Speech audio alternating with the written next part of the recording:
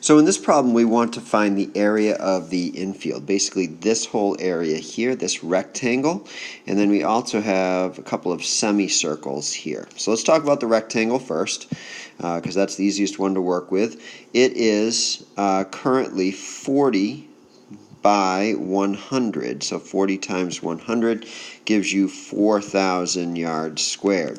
Now, what might be confusing for you are the semicircles, but really all this is, if I take this and I just kind of draw over this middle part, and if we pushed these two outside semicircles together, it would be one big circle, and that one big circle would have a radius of 20 yards. Here's why. Right here it's 40 yards across, so halfway is 20 yards. So we're actually going to do 20 squared times pi, which equals, when you round to the nearest tenth, 1,256.6. So we have taken the part of the infield that is the rectangle, the two semicircles, which come together to make one big circle, and we're just going to add these together, put a little plus sign there, and we'll put this answer in blue, and it's going to be 5,256.6, and that is your answer.